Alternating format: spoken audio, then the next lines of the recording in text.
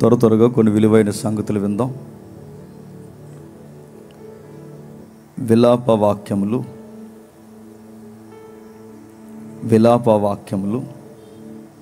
3వ అధ్యాయం. విలాప వాక్యములు 3వ అధ్యాయం సుమారు 8 వచనాలు. స్పష్టంగా చదివేవారు ఎవరు ఉంటే చదవండి. విలాప వాక్యములు 3వ అధ్యాయం 1వ వచనం నుండి సుమారు 8వ వచనం వరకు. ఎవరైనా చదువుతారా? నేను ఆయన ఆగ్రహ దండము చేత బాధను అనుభవించిన నరుడను ఆయన కటిక చీకటిలోనికి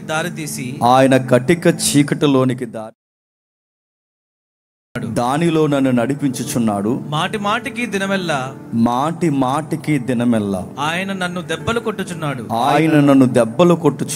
ఆయన నా మాంసమును నా చర్మమును క్షీణింపచేయుచున్నాడు. నా ఎముకలను విరగొట్టుచున్నాడు. నాకు అడ్డముగా కంచి వేసి ఉన్నాడు. విషమును మాసపత్రిని నా చుట్టూ మొలిపించి ఉన్నాడు. పూర్వకాలమున చనిపోయిన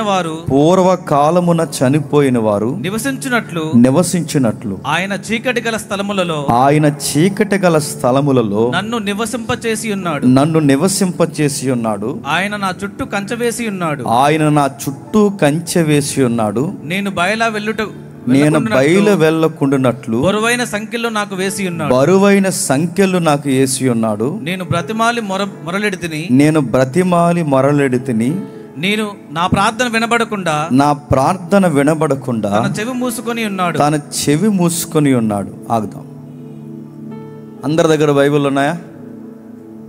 మళ్ళీ చెబుతున్నా, ఎవరి దగ్గర బైబిల్ లేకపోయినా సిగ్గు లేకుండా పక్కవారి బైబిల్ చూడండి. ఫ్యాషన్ షోలకు వచ్చినట్టు క్రైస్తవ సభలకు రాకూడదు. మనకు ఏదైనా గౌరవం ఉందంటే మన చేతుల్లో బైబిల్ ఉండాలి. మొబైల్లో చూస్తాను, పక్కడోడు దాంట్లో చూస్తా అంటే ఇది గౌరవం అనిపించుకోదు. ప్రతి ఒక్కరికి ఒక సొంత బైబిల్ ఉండాలి. బైబిల్ని ఖచ్చితంగా క్యారీ చేయాలి. అందరి దగ్గర ఉందిగా? ఓకే. చదివిన వాక్యం మనకేమన్నా అర్థమైందా? నిజాయితీగా ఒప్పుకోండి. మన తలకాయ మనకేం అర్థం అవ్వలేదు. మరి ఎందుకు చదువుతాం? మరి ఎందుకు బైబిల్ పట్టుకు తిరుగుతాం? ఎలా అంటే, స్కూల్ పిల్లలు స్కూల్కి వెళుతున్నప్పుడు టెక్స్ట్ బుక్లు పుస్తకాలు ఎలా పట్టుకుని పోతారో, మనం కూడా క్రైస్తవ సభకి సంఘానికి వచ్చినప్పుడు టెక్స్ట్ బుక్ మాదిరి క్యారీ చేస్తున్నాం. ఏంటి చెప్పండి? అందులో ఏముంది? ఎప్పుడైనా చదువుతామంటే చదవం. ఎప్పుడన్నా మనసు బాగోకపోతే జ్యోతిష పుస్తకం తిరగేసినట్టు దాన్ని ఇలా కొట్టి అలా తీస్తే ఆ కళ్ళకి ఏ రిఫరెన్స్ కనబడతాదో ఆ రిఫరెన్స్ని అండర్లైన్ చేసి ఇది నా కోసమే అనుకున్నారంట. ఇలాగే చదివాడు అప్పుడు. మీకు చెప్పాను ఫస్ట్ డే. ఇలాగ చదివితే ఆడికి రావాల్సిన రిఫరెన్స్కి ఆపోజిట్గా వచ్చింది. అందులో వచ్చిన రిఫరెన్స్ ఇలా ఉంది: వచ్చే ఏడాదికి గర్భవతి అవుతావని. ఆడవుతాడా? బైబిల్ చదువుతున్నప్పుడు దానికి ఒక టెక్స్ట్ ఉంటుంది. బైబిల్ చదువుతున్నప్పుడు దాని వెనకాల ఆధర్ ఎవరెవరు ఉన్నారో ఆయనకు ఒక ఇంటెన్షన్ ఉంటుంది. బైబిల్ చదువుతున్నప్పుడు చరిత్ర, హిస్టరీ ఉంది. వాటన్నిటినీ మనం పరిగణలోకి తీసుకుని చదివితేనే ఆ వచనాల, ఆ అధ్యాయాల, ఆ పుస్తకాల పరంపర నీకు అర్థమవుతుంది. చాలామంది అడుగుతారు, దేవుడు మాతో మాట్లాడతారా? సహోదరుడా, దేవుడు మాతో మాట్లాడతాడంటే ఎలా మాట్లాడతాడు? నువ్వు వాక్యాన్ని తెరిచి వాక్యంలో ఏముందో తెలిస్తేనే దేవుడు నీతో మాట్లాడతాడు. ఈ వాక్యాన్ని నువ్వు పట్టించుకోకుండా, ఈ వాక్యాన్నే చదవకుండా నువ్వు తిరిగితే దేవుడు నీతో ఎలా మాట్లాడతాడు? అందుకే మనం ఏం చేయాలన్నా మనకు చెప్పాల్సింది బైబిలే. అది ఆరాధన, ప్రసంగమైన, ఉద్యోగమైన, సంసారమైన, స్నేహమైన, సేవైన, ఏదైనా మనకు ఒకే ఒక్క రూట్ మ్యాప్ బైబిల్ మాత్రమే. ఆ బైబిల్ని ఖచ్చితంగా అర్థం చేసుకునే ప్రయత్నం చేయాలి. ఇప్పుడు చదివాం, ఏముంది? ప్రతి దానికి ఒక సందర్భం ఉంది. సందర్భం తెలియకుండా చదివితే ఏమవుద్దంటే, తెలుగులో సామెత ఉంది, గుడ్డెద్దట ఎక్కడ పడింది? చేలో పడిందట. తనకు చాలా ఆకలిగా ఉంది, కానీ దానికి తినడం రావట్లేదు. ఎందుకు? అది గుడ్డిది.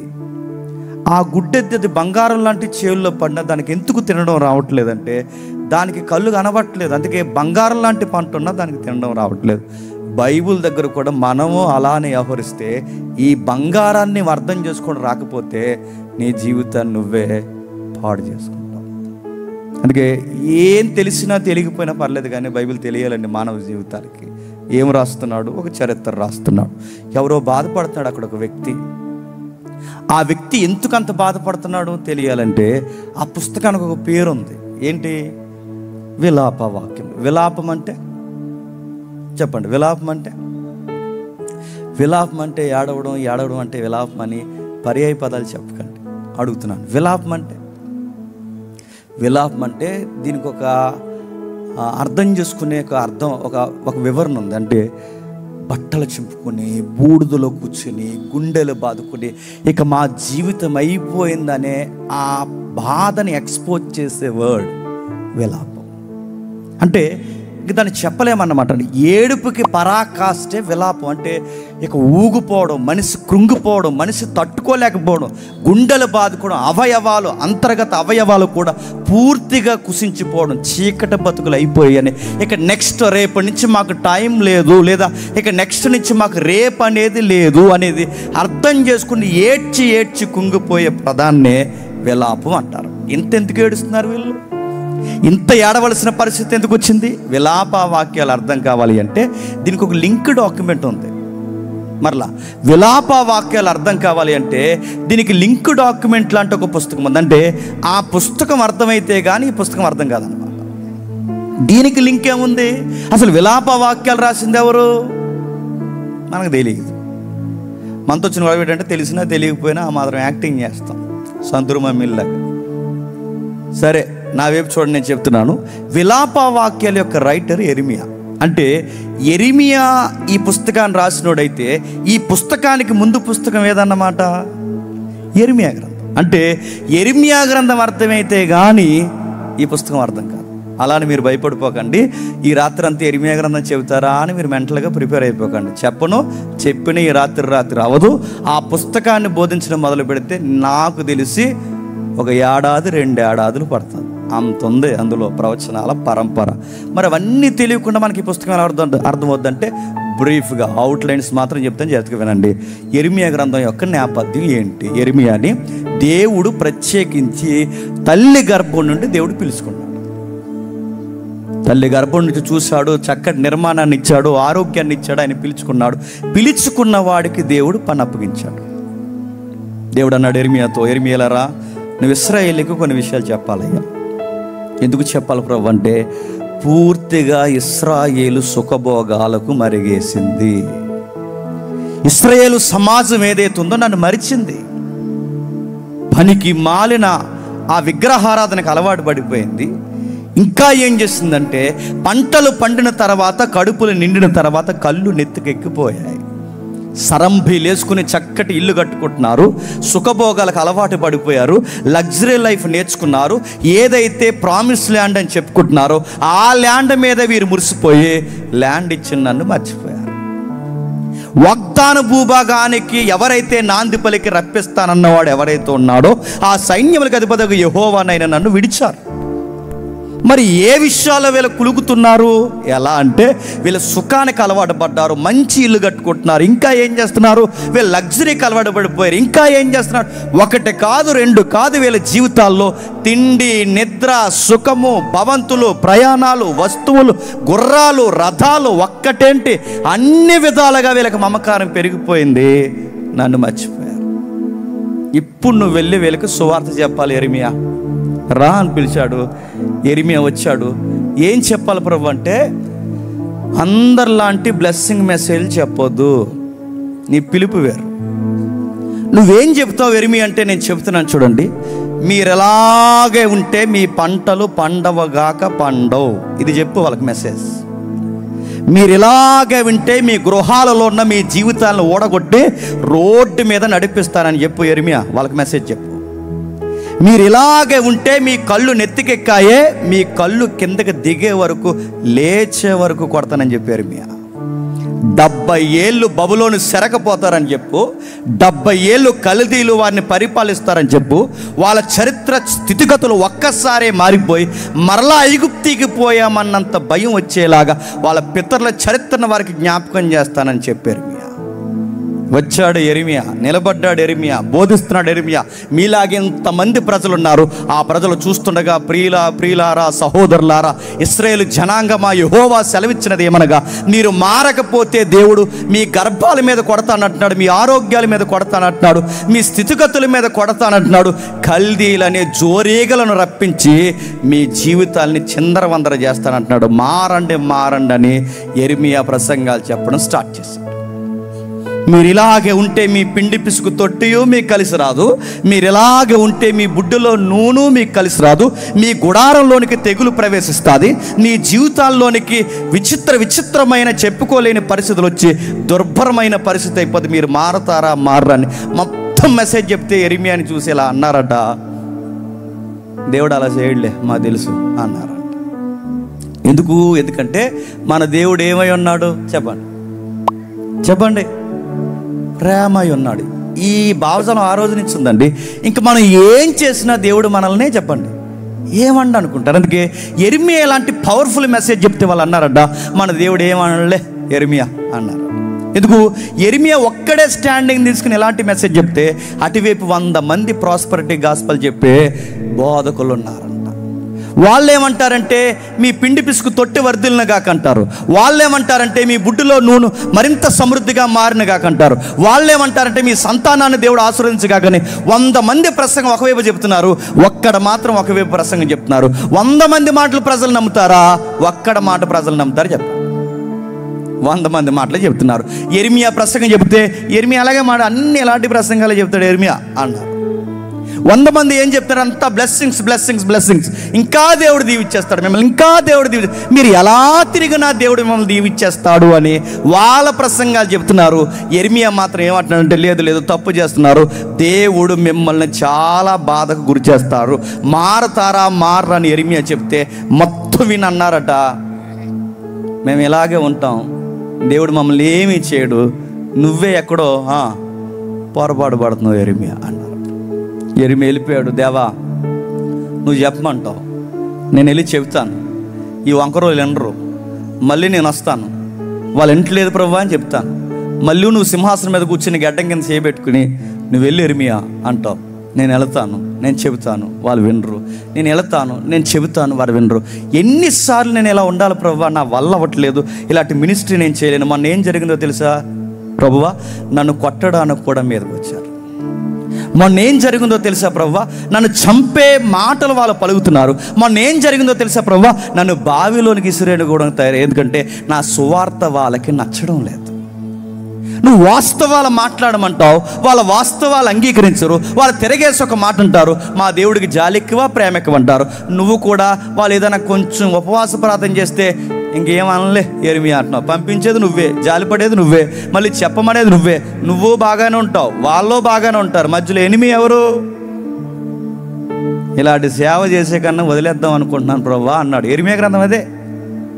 నా వల్ల అవ్వట్లేదు ప్రభు అంటే, ఇలా రా యెరెమీయా ఓ మాట చెప్తాను, ఈసారి చెప్పేటప్పుడు స్టైల్ మార్చి అన్నాడు. ఏం స్టైల్ మార్చాలి ప్రభు అంటే, ఇలా రా, ఆ స్టిక్ తీసుకున్నాడు, నీ టై పైకెత్తు, ఎత్తాడు, ఆ టై కేసు ఒకేసారి, నీ తొడకేసు ఒకేసారి ఆ కర్రని గట్టిగా ఇరిసి ఇలా చెప్పు, మాట వినకపోతే దేశాన్ని ఇలా ఇరిసేస్తాడన్నాడని చెప్పు, ఇది ప్రాక్టికల్గా చూపించాడు. వెళ్ళాడు, వచ్చాడు, కర్ర పైకెత్తాడు, కర్ర ఇలా ఇరిసి ప్రజలకు చూపించి, మాట వినకపోతే దేశాన్ని ఇలా ఇరిసేస్తానంటున్నాడంటే మొత్తం ప్రసంగం విని ఇలా అన్నారంట, అలా ఎర్రలే మా తెలుసు అన్నారంట.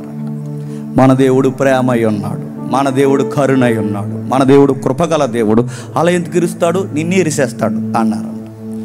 ప్రభువా వాళ్ళు ఎంటలేదు ప్రభు అంటే మళ్ళీ వచ్చాడు. ఈసారి కొండల పగలగొట్టు, పెంకులు చూపించు, ఆ పెంకులు చూపించి మళ్ళీ చెప్పు, పెంకులు పగలగొట్టినట్టు పగలగొడతాడని చెప్పంటే మళ్ళీ చెప్పారు, మళ్ళీ విన్నారు. విని అప్పుడు అన్నాడు వాళ్ళందరూ కలిసి, అలా పగలగొట్టడులే మా తెలుసులే అన్నారు. యెరెమీయాకి బాధ అయిపోయి యెరెమీయా అన్నాడట, ఇలాంటి మినిస్ట్రీ చేసే కన్నా ఎక్కడికన్నా పోవడం మంచిదని వెళ్ళిపోదామని రెడీ అయిపోయాడట.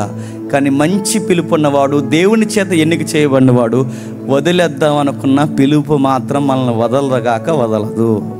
ఎందుకంటే నేను అలాంటి సేవను వదిలేసి నాకు నెలకు 2 లక్షలు 3 లక్షలు ఎక్కడైనా నాకు ఉద్యోగంలో ఇస్తే ఆ 3 లక్షలు నెలకు నేను తీసుకున్నా నా మైండ్లో, నా హార్ట్లో నాకు తృప్తి దొరకదు. మరి ఎక్కడ దొరుకుతుంది అంటే సాయంకాలం ఇలా వచ్చి నలుగురు సువార్త చెప్పి కలిగిన మెతుకులో కలిగిన గంజో ఏదో ఒకటి తాగి రోడ్డు మీద నిలబడి నలుగురు సువార్త చేస్తే ఆ 3 లక్షల రూపాయల్లో రాని తృప్తి ఈ సాయంకాలం నిలబడి గుప్పడి మెతుకులు తిని సువార్త చెప్తూ వచ్చే తృప్తి ఉంటుంది చూసారా, దానికన్నా గొప్పదని నిజమైన సేవకుడికి అర్థమవుతుంది. అది యెరెమీయాకి అర్థమైంది. ఏమని అర్థమైందంటే నేను వదిలేసి వెళ్ళిపోదాం అనుకుంటాను, కానీ లోపల ఒక మనసు ఉంది, అది వదలొద్దంటది. నేను ఉండలేను అనుకుంటాను, కానీ ఇక్కడ ఉండకుండా ఉండలేను. నువ్వు చెప్పమంటా వాళ్ళు వినరు. ఈ ఊగిసలాట మధ్య మొత్తం పరిశీలించిన తర్వాత డిసైడ్ అయింది ఏంటంటే ఇక సావో రేవో నీ సువార్తలు చచ్చిపోదామని డిసైడ్ అయిపోయాను అన్నాడు. అందుకే చూడండి, ఎంతోమంది పెద్ద పెద్ద ఉద్యోగాలు వదిలేసి సేవకు ఎందుకు వస్తారు? వాళ్ళకి తృప్తి దొరకదు అక్కడ. ఎందరో గొప్ప గొప్పవారు గవర్నమెంట్ ఎంప్లాయీస్గా ఉన్నవారు కూడా వాళ్ళు ఎందుకు వాటిని రిజైన్ చేసి వస్తున్నారు? వాళ్ళకి తృప్తి దొరకదు అక్కడ. సేవలకు తృప్తి ఉంటుంది, దేవుని కార్యాల్లో ఒక గొప్ప అనుభూతి ఉంటుంది. అందుకే యెరెమీయా కూడా అర్థమైంది, నేను చెప్పకుండా ఉండలేకపోతున్నాను ప్రభు. మళ్ళీ వచ్చి చెప్పాడు. మొత్తం విన్నారు. విన్న తర్వాత ఈసారి ప్రసంగం ఇలా చెప్తున్నాడు, వినండి వినండి, దేవుడు చాలా గట్టిగా ఇశ్రాయేలు దేశాన్ని తొక్కబోతున్నాడు. ఎలా అని అడిగారు. ఎలా ఏంటి? జోరేగలను లేపుతున్నాడు. అక్కడ జోరేగలేంటి? కందిరేగలను లేపుతున్నాడు. కందిరేగలేంటి? అసూరియన్స్. ఇంకా ఎవరు? బాబులోనియన్స్. ఇంకా ఎవరు? ఆ కల్దీయులు. వీళ్ళు లేస్తున్నారు, వీళ్ళు వచ్చి ఏం చేస్తారు? ఆ బలమైన జాతులు వచ్చి ఇశ్రాయేలు మీద యుద్ధాన్ని ప్రకటిస్తారు. దేవుడు కొన్నిసార్లు ఎలా కొడతాడంటే గుర్తుపెట్టుకోండి, ఆకాశం నుండి చెయ్యొచ్చి కుమారుడా ఏంట్రా పనులని ఇలా అండవు. గుర్తుపెట్టుకో. ఏం చేస్తాడు దేవుడు? ఎలా కొడతాడు? నీ పక్కన ఎవడో విరోధి ఉంటాడు, వాడు నీకన్నా బలవంతుడై ఉంటాడు, వాడు ఖచ్చితంగా నీకు బల్లెం పోట్లా తయారవుతాడు. వాడికి పర్మిషన్ ఇచ్చి రప్పించింది ఎవరంటే చెప్పండి, నీ దేవుడే. గుర్తుపెట్టుకో. నీ కళ్ళు ఎక్కడో నెత్తికెక్కాయి, నీ చెవులు ఎక్కడో మందగించాయి, నువ్వెక్కడో సుఖభోగాలు కడబడ్డావు. దెలీలా తొల మీద సంసోని నిద్రపోయినట్టు ఎక్కడో సుఖభోగాలకు అలవాడబడ్డావు. ఆ సుఖభోగాలు నీకు మత్తు వదిలిపోవాలి అంటే పక్కనున్న బలవంతుల్ని లేపుతాడు. ఆ లేపాడు. ఇశ్రాయేలు మీదకి ఈ కల్దీలు వచ్చారు. వస్తే ఏం చేశారు? ధూళిమాడేశారు. యెరెమీయా చెప్పిన ప్రసంగాల పరంపర ఇప్పుడు జరుగుతుంది. యెరెమీయా గ్రంథంలో ఏదైతే చెప్పాడో ఆ చెప్పిన యెరెమీయా గ్రంథంలో చెప్పిన ఆ ప్రవచనాలు నెరవేర్పు ఎక్కడ జరుగుతుందంటే విలాప వాక్యాల్లో జరుగుతుందంటే యెరెమీయా గ్రంథంలో చెప్పిన ప్రవచనాల నెరవేర్పు విలాప వాక్యాలు అన్నమాట. అందుకే దీనికి దానికి లింక్ ఉంటుంది. ఆ పుస్తకం అర్థమైతే కానీ ఈ పుస్తకం అర్థం కాదు. అందుకే ఇప్పుడు అక్కడ ఏం చెప్పాడు? వస్తున్నారు వస్తున్నారు వస్తున్నారు వస్తున్నారు కాదు, వచ్చేసారు. ఆ వచ్చిన వాళ్ళు ఏం చేస్తారో తెలియజేసే పుస్తకం విలాప వాక్యాలు. ఏం చేస్తారో ఒక్కసారి 5వ అధ్యాయం తిరగేయండి. 5వ అధ్యాయం విలాప వాక్యములు 5వ అధ్యాయం మొదటి వచనం. యెహోవా మాకు కలిగిన శ్రమను జ్ఞాపకం చేసుకొనుము. దృష్టించి మా మీదకి వచ్చిన నింద ఎట్టుదో చూడుము. మొన్నటి వరకు ప్రార్థన చేయమంటే చేశారా? యెరెమీయా చెప్పినంత కాలం వీళ్ళ బుర్రకెక్కిందా? యెరెమీయా మాట్లాడని రోజులు వీళ్ళ చెవులకి ఏమన్నా ఆ సువార్త వాళ్ళకు గోచరం అయ్యిందా? ఇప్పుడు ప్రార్థన చేస్తున్నారు. ఏమని? యెహోవా మాకు కలిగిన శ్రమను జ్ఞాపకం చేసుకో. ఇలాంటి ప్రార్థనలు చేసి ఇలా ఏడవకూడదని ముందే సువార్త చెప్పించాడు యెరెమీయా ద్వారా. అప్పుడు బుర్రలకు ఎక్కలేదు. ఇప్పుడు బాధ కలిగి వచ్చి ప్రార్థన చేస్తున్నారు, దేవా మరిసిపోయావా అని. వాళ్ళు బాధపడుతూ ఏమంటున్నారు చూడండి. యెహోవా మా కలిగిన శ్రమను జ్ఞాపకం చేసుకున్నాము, దృష్టించి మా మీదకి వచ్చి నింద ఎట్టుదో చూడుము. మా స్వాస్థ్యము పరదేశుల వశమయ్యను, మా ఇండ్లు అన్యజనుల స్వాధీనమాయను. మేము దిక్కు లేని వారము, తండ్రి లేని వారు, మా తల్లులు విధవరాండ్లు అయిపోయారు. ద్రవ్యమిచ్చి నీళ్లు త్రాగితమే, క్రయమునకు కట్టెలు తెచ్చుకుంటమే. ఏమని బాధపడుతున్నాడు చూడండి. ఇలా జరుగుద్దనే, ఇలాంటి గొడ్డు పరిస్థితులు వస్తాయని మీరు సుఖాలు వదలండ్రా, దేవుడి కొరకు ఒక కార్యము జరిగించండ్రా. ఆ ప్రార్థన, బైబులు, ధర్మశాస్త్రం, పస్కా, పండుగలు, విశ్రాంతి దినం వీటిని ఆచరించండి. కాస్త దైవికమైన భయం కలిగి ఉండండ్రా. మీరు ఇలాగే ఉంటే మీ పరిస్థితులు ఇలా దుర్భరం అయిపోతాయి. మీ కుటుంబంలో ఉన్న పెద్ద తలకాయలు ఎవరైతే ఉన్నారో మీ తండ్రులు చనిపోతారు, మీ తల్లులు విధవరాండ్లు అయిపోతారు, మీ గర్భిణీ స్త్రీల యొక్క పిల్లల్ని బండకేసి కొడతారు. ఇలాంటి పరిస్థితులు వస్తాయని యెరెమీయా చెబుతుంటే అలా చేయడన్నారు. ఇప్పుడు అదే జరుగుతుంది. జరుగుతున్నప్పుడు ఇప్పుడు అర్థమవుతుంది. ప్రార్థనలు ప్రారంభించారు. దేవా దేవా ఏమైపోయాం, మా తల్లులు దిక్కులేని వారు అయిపోయారు, మా తండ్రులు చనిపోయారు, మా జీవితాలు ఎలా అయిపోయాయి, మా తల్లులు విధవరాండ్లు అయిపోయారు. ఇలా జరుగుద్దనే చెప్పాడు. ఇలాంటి పరిస్థితి రాకూడదనే చెప్పాడు. మీ పరిస్థితి ఎలా అయిపోద్దని చెప్పాడు. వాళ్ళ బుర్రలకు ఎక్కలేదు, ఇప్పుడు ఎక్కుతుంది. కింది కట్టినారు.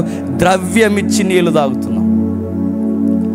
మనకి టెక్నాలజీ డబ్బులు ఎక్కువైపోయి కొనుక్కుంటున్నాం. యెరెమీయా కాలంలో దరిద్రం ఎక్కువైపోయి కొనుక్కుంటున్నారు. మీకు అర్థమైందో లేదో?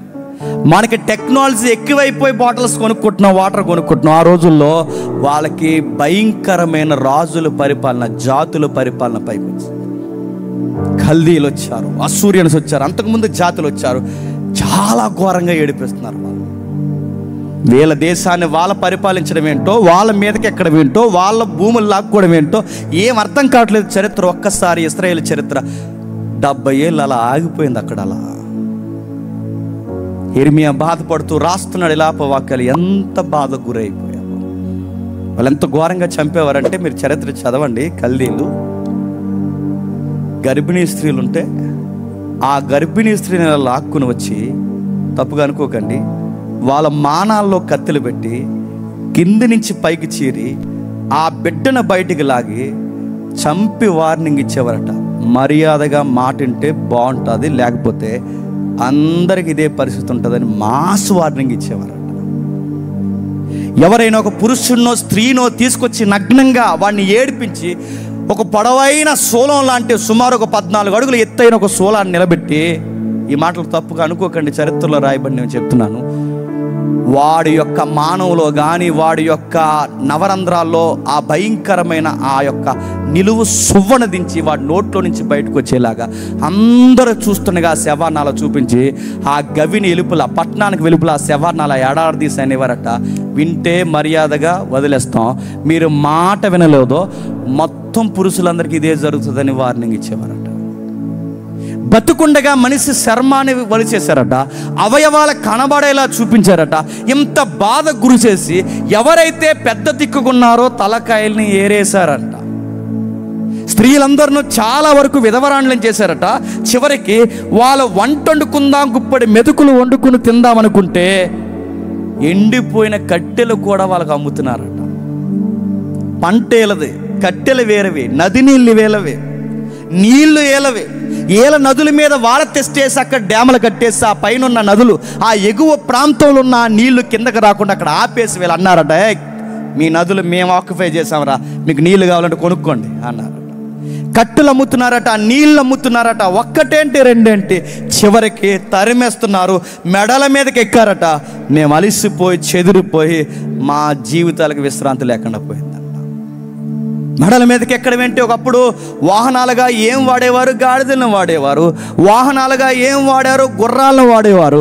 వాహనాలుగా ఒంటెలను వాడేవారు. ఇప్పుడు వాహనాలుగా ఈ కల్దీలు వచ్చి ఇశ్రాయేలు యొక్క యువకుల్ని వాహనాలుగా వాడుతున్నారు. బెండవరా, వాళ్ళ మీదకి ఈ బరువైన మనుషులు ఎక్కి వాళ్ళతో వాహనాలంటే గాడిదలు పనిచేసినట్టు పనిచేస్తున్నారంట. ఈ చరిత్ర, ఈ అధ్యాయం చదువుతుంటే మీరు బ్రిటిష్ సామ్రాజ్యం ఎంత బాధ పెట్టిందో లేదో నాకు తెలియదు, కానీ దానికన్నా ఎక్కువగా కల్దీలు ఇశ్రాయేల్ని బాధ పెట్టారు. చాలా ఘోరంగా బాధ పెట్టారు.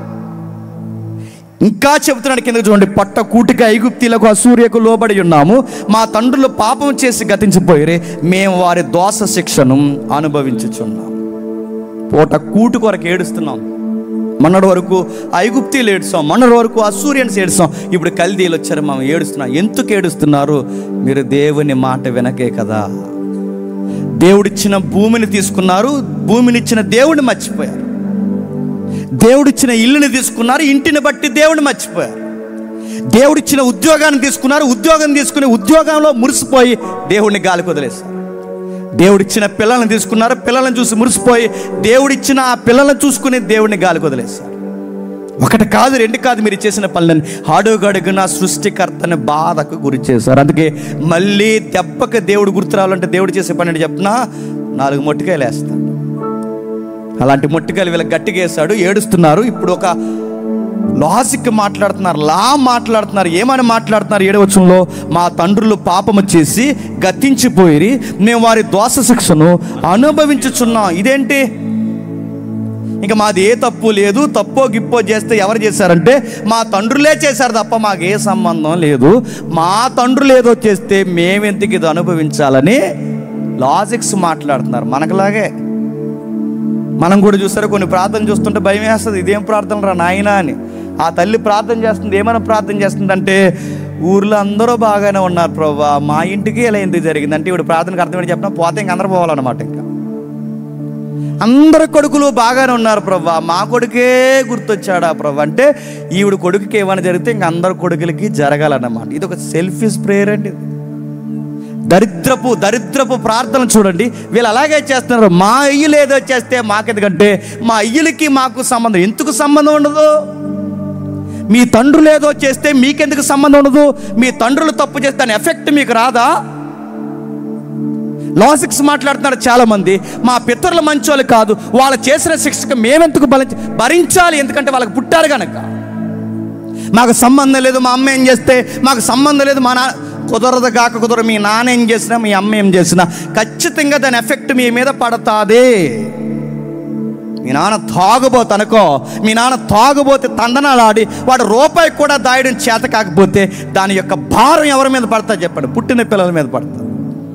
వీడికి దాయడం రాదు, భార్యను చూడడం రాదు, వాళ్ళ యొక్క అవసరాలు ఏంటో తీర్చడం రాదు. వీడు తాగి తందనాడితే వాడి గర్భాన్ని పుట్టినందుకు పుట్టారు కనుక ఖచ్చితంగా వాడి భారాన్ని వీళ్ళు మొయ్యాలా వద్దా? వెంటనే తిరిగేసి అంటారు ఏమని? ఈడి గర్భాన్ని ఎందుకు పుట్టాను ప్రభా, ఈడి గర్భంలో ఎందుకున్నాను ప్రభా, నేను ఏ ముంబైలో పుడితే బాను ప్రభా, అక్కడ నేను పెద్ద సెలబ్రిటీని అయిపోయాను, ముంబైలో పుడితే తడుగుడలేస్తావా? నీకు ఇక్కడ తిరమలేనప్పుడు, ఇక్కడ పుట్టినప్పుడు ఈ కుటుంబం విలువ నీకు తెలియలేనప్పుడు నువ్వు ఎక్కడ పోయినా నీ జీవితం విలువ నీకు తెలియదు.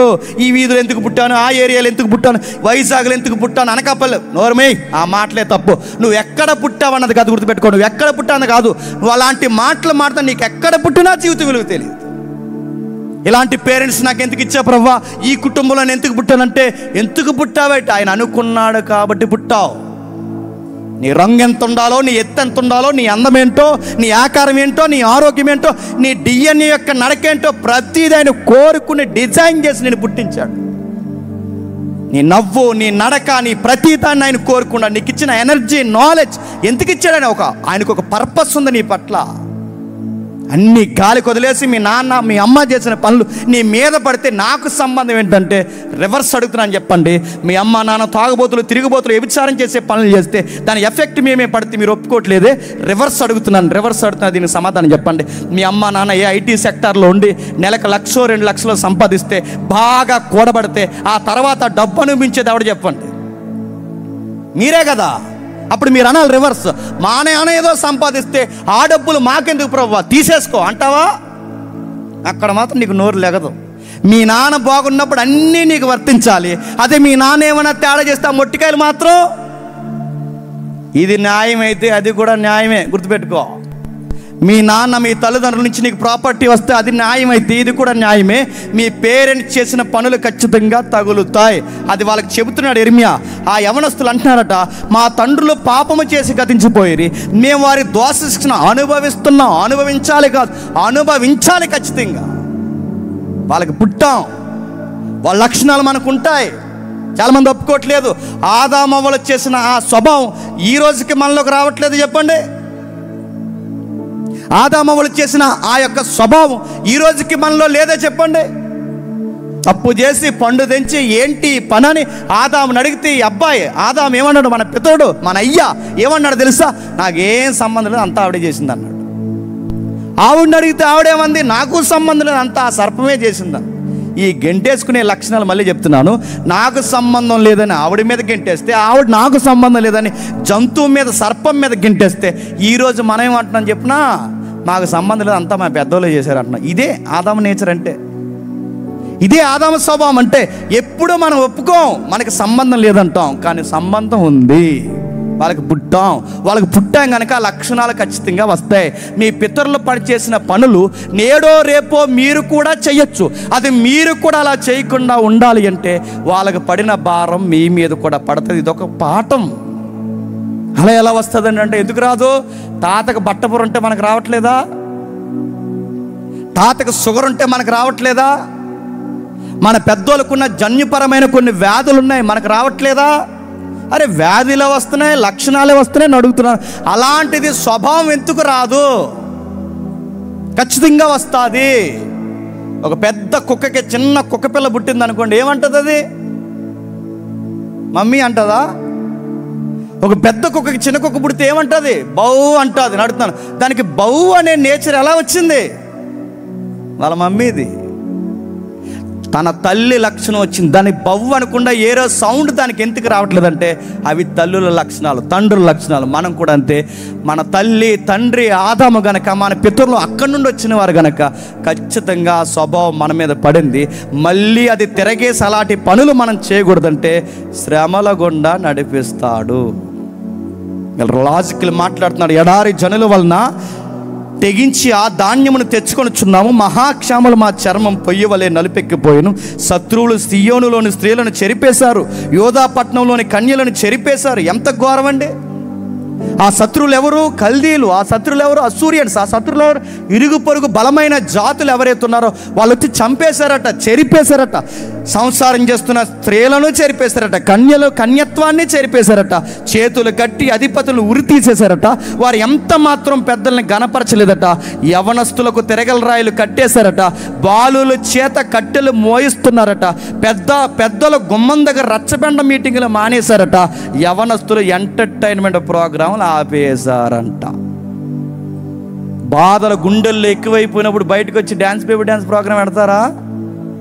ఎప్పుడు పెడతాం చెప్పినా, అన్నీ చక్కగా సాగితే చర్చిలో పాస్టర్ గారు నిలబడి వాక్యం చెబితే మన పిల్లలు వెనకాల కూర్చుని స్టార్టింగ్లు చేసుకుంటారు. ఎంత భక్తో మన బిడ్డలకి. పాస్టర్ గారు ఇక్కడ నిలబడి వాక్యం చెబుతుంటే పక్కవాడి ముఖం ఈ ముఖం చూసుకుంటారు. ఎంత భక్తో మన విశ్వాసులకి. అందుకే దేవుడు అంటున్నాడు, దేవుడు గురించి మాట్లాడుకునే మనుషులు కరువైపోయారు. నలుగురు అరుగు మీద కూర్చొని ఏం సోది మాట్లాడుకుంటారు. ఏం సోది? అక్కడ అలా జరిగిందంట, ఇక్కడ ఎలా జరిగిందంట, అక్కడ అలా. ఇవన్నీ నీకెందుకు? రాజకీయం మాట్లాడుకుంటారు. ఏమని చెప్పినా అలా చేద్దాం, ఇలా చేద్దాం అడుగుతాం. నీ వల్ల పూస కూడా కదలదు. నీకు రాజకీయాలు మాట్లాడడానికి టైం ఉంటుంది, కానీ ఎప్పుడన్నా నలుగురు కూర్చున్న దగ్గర వాక్యం మాట్లాడావా? వీళ్ళందరూ మర్చిపోయారు, ఇష్టానుసారంగా ప్రవర్తిస్తున్నారు. అందుకే యవనస్తులు సంగీత ప్రోగ్రాలు పెట్టుకున్నారట. దేనికిరా సంగీత ప్రోగ్రాం అంటే? ఎంటర్టైన్మెంట్, మానసిక ఉల్లాసం, మానసికమైన ఉల్లాసాన్ని ఏదో ఎత్తుక్కుంటున్నారు. వాళ్ళు ఎగురుతున్నారు. ఆ ఎగురులట్లన్నీ ఆపేశాడట దేవుడు. యిర్మీయా చెప్పాడు, వస్తుంది జాగ్రత్త, ప్రమాదం వస్తుంది జాగ్రత్త. వినలేదు, రాదనుకున్నారు, వచ్చింది, మీద పడింది. ఇప్పుడు శ్రమ వచ్చి మీద పడినప్పుడు ప్రార్థన చేస్తున్నారు. ఇప్పుడు ఏం చేయాలో మళ్ళీ యిర్మీయాయే చెప్పాలి. శ్రమ వచ్చినప్పుడు ఏం చేయాలి ఇప్పుడు యిర్మీయా చెప్పాలి. శ్రమ వస్తుందని చెప్పింది యిర్మీయాయే. ఆ శ్రమను ఎలా ఎదుర్కోవాలో నేర్పించాల్సింది కూడా యిర్మీయానే. శ్రమను వచ్చినప్పుడు శ్రమను ఎలా ఎదుర్కోవాలో మనకు తెలియకపోతే శ్రమ చాలా డిప్రెషన్లోకి మనం తీసుకెళ్ళిపోతాం. అందుకే శ్రమను ఎలా ఎదుర్కోవాలని నేర్పిస్తున్నాడు చూడండి 3వ అధ్యాయంలో. ఇప్పుడు అంటున్నాడు ఆయన, నేను ఆయన ఆగ్రహ దండము చేత బాధను అనుభవించిన నరుడను, ఆయన కట్టిక చీకట్లోనికి దారితీసి. యిర్మీయా ఏం చేశాడు? యిర్మీయా ఏమీ చేయలేదు. వాళ్ళ పితరుల చేసిన దోషాన్ని తను రిప్రజెంట్గా మీదేసుకుని, ప్రతినిధిగా తన వారి పాపాలని మీదేసుకుని ఆయన అంటున్నాడు, మేము పాపం చేస్తాం ప్రభు. ఒక నరుడిగా పోల్చుకొని మాట్లాడుతున్నాడు. మేము తప్పు చేశాం ప్రభా, మా పితరులు తప్పు చేశారు ప్రభా, మీరు కొట్టిన దెబ్బలకి మేము చీకట్లో కూర్చుండిపోయాం ప్రభా. ఈ శ్రమలు ఎలా ఎదుర్కోవాలో ఇప్పుడు మేము నేర్చుకుంటాం ప్రభా. శ్రమ వస్తుందన్న రోజులు వీళ్ళకి అర్థం కాలేదు. ఇప్పుడు శ్రమ వచ్చింది.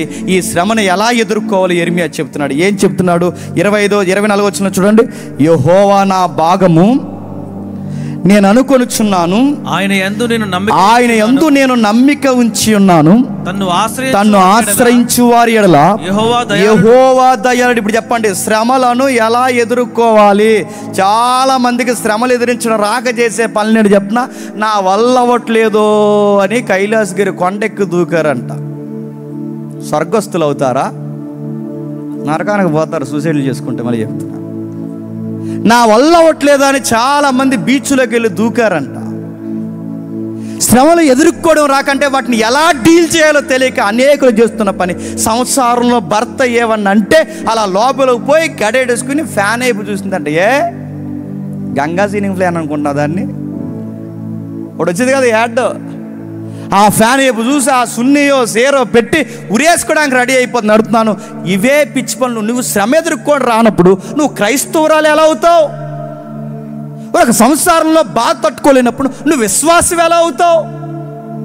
నీకు శ్రమ రాకూడదు, సంసారంలో బాధ ఉండకూడదు, ఏదైనా ఆర్థిక నష్టం రాకూడదు. వస్తే నువ్వు తట్టుకోలేవు. ఓ పురుగుల మందో, ఫ్యానో, గ్యాస్ స్టవ్వో ఏదో చూసుకుంటున్నావు. నదో, సముద్రమో, కొండో, గుట్టో ఎక్కి దూకుతున్నావు, ఉరేసుకుని చచ్చిపోతున్నావు, లేదా ట్రైన్ల కింద పడి చచ్చిపోతున్నావు. ఈ శ్రమను కూడా నీకు ఎదుర్కోవడం రాదా? మనకి శ్రమను ఎదుర్కోవడం వచ్చంటే మనకు రాదు. ఎదురింటి ఎల్లి దగ్గరికి వెళ్తాం, పక్కింటి పొల్లి దగ్గరికి వెళ్తాం, బాధ అంతా చెప్తాం. ఆ బాధ చెప్తున్నప్పుడు వాళ్ళు ఫీల్ అవ్వాలి. ఎందుకంటే ఇన్ని కష్టాలు పడుతున్నప్పుడు వాళ్ళు ఒక మాట అంటారు, అయ్యో మీకు ఇన్ని జరిగాయి అనగానే నాకే జరిగాయి అని చెప్తాం. ఆ సింపతి కావాలి, ఆ ఎంపతి కావాలి. ఆ బాధ అంతా చెప్పుకుంటా. ఆ ఎవరైతే వృద్ధులు వయసు అయిపోయిన వాళ్ళు ముచ్చట పెట్టుకుంటారో అలా ముచ్చట పెట్టి వాళ్ళకి చెప్తావు, అందరికి చెప్పిన తర్వాత చుట్టుపక్కల రాజకీయ నాయకులకి అందరికి చెప్పాక అప్పుడు అంటారు, వాళ్ళు అయ్యో అంటారు తప్ప ఆరుస్తారా తీరుస్తారా? చెప్పండి.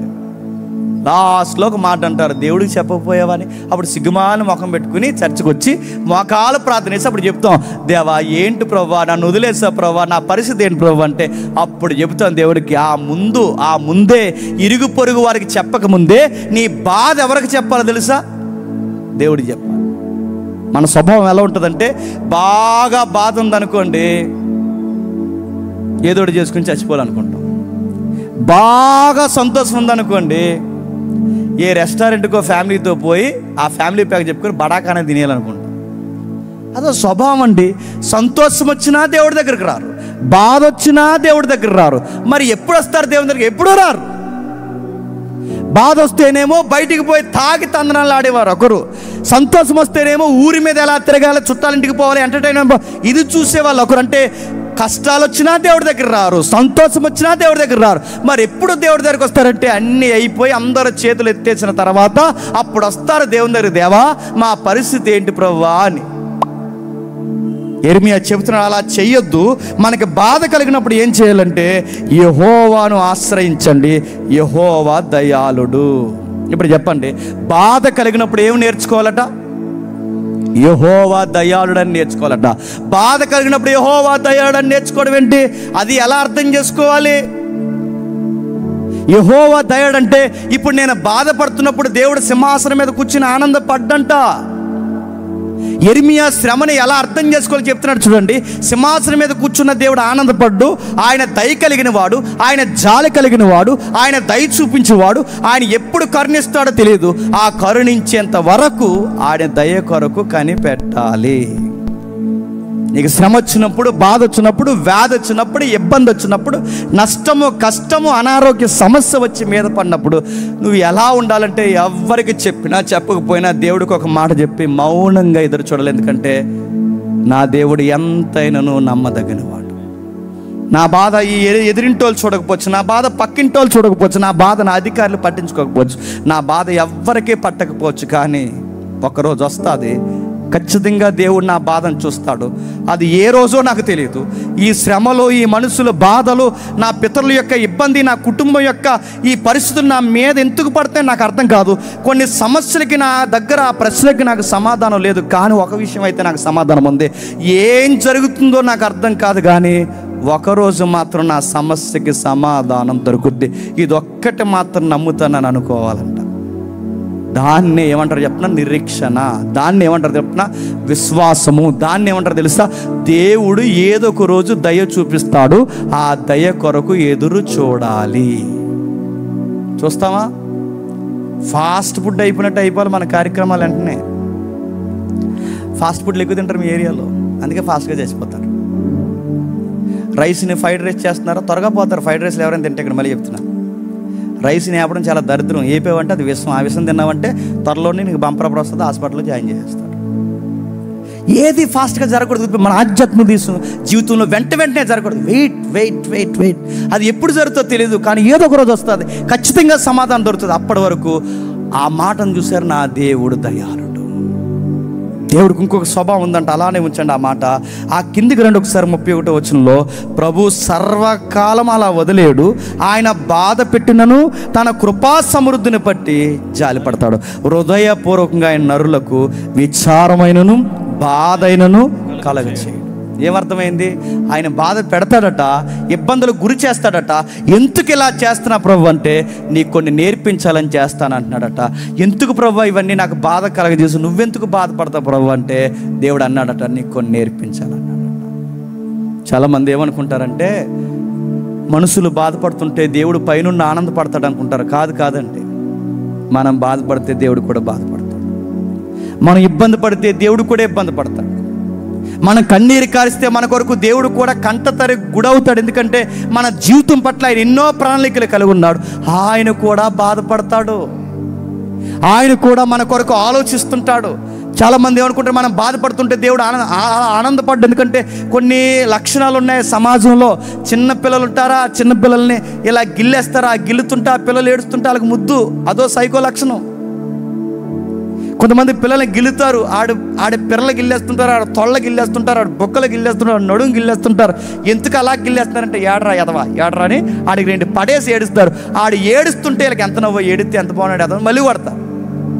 ఇవి సైకో లక్షణాలు అంటారు. ఇట్లా పిల్లలు ఏడుస్తుంటే ఇదేం ముద్ర అంటే, పిల్లలు ఏడుస్తుంటే కొంతమంది మురిసిపోతారు. దేవుడు కూడా తన పిల్లలు, ఆయన పిల్లలు మనం ఏడుస్తుంటే ఆయన మురిసిపోడు. మనం ఏడుస్తే ఆయన కూడా ఏడుస్తాడు. మనం బాధపడితే ఆయన కూడా బాధపడతాడు. ఆయన ఉద్దేశపూర్వకంగా ఎవరిని బాధపెట్టడు. మరి మనల్ని బాధపెట్టి ఆయన ఎందుకు బాధపడుతున్నాడంటే, మనం కొట్టి మనం బాధపడుతున్నప్పుడు మన కోసం మనం బాధపడతాం, ఆయన బాధపడతాం. మరి ఎందుకు కొట్టా ప్రవ్వా, ఎందుకు బాధపడుతున్నా ప్రవ్వా అంటే, మీరు నన్ను మర్చిపోతే మీరు నరకానికి పోతారు, అంత కొడుతున్నాను రా అని చెప్తాడు. మీరు ఇలాగే వదిలేసి తిరిగితే మీకు కొన్ని విషయాలు అర్థం కావరా, మిమ్మల్ని కొంచెం తోమేయాలరా అని చెప్తాడు ఆయన. కరోనా టైంలో అప్పుడు బ్యాచులర్ నేను, ఎవడు వంట ఆడు వండుకోవాలి, బయట ఏమి దొరికేగా. మా రూమ్స్లో మేము అప్పుడు కొత్తగా జాబ్ వచ్చింది, వంట వార్పులు స్టార్ట్ చేసాం. అన్ని కర్రీస్ వండిన తర్వాత కొన్ని గిన్నెలు కడగడం చాలా ఈజీగా ఉండేది. అలా సబ్బురాసి అలా అంటే అయిపోయాయి. కొన్ని గట్టుకుండే కర్రీలు ఉండేవారు, కక్క ముక్క డొక్క. ఆ టైంలో ఆ గిన్నెలకు అది వదిలేదు కాదు, ఎంత కడిగినా పోయేది కాదు. ఆ టైంలో ఒకటి సొల్యూషన్, బయటికి వెళ్ళి ఇసుక తెచ్చి పీసిలాంటి ఆ క్లాత్ తెచ్చి దానికి సోపు రాసి గర్ర తోంతే అప్పుడు మొత్తం క్లీన్ అయిపోయేది. అప్పుడు ఆ గిన్నె శుభ్రంగా ఉండేది. ఇది మీకు అర్థమైతే, జీవితానికి అప్పుడప్పుడు చిన్న మరకలు అనుకుంటాయి, అలా తుడిస్తే పోతాయి.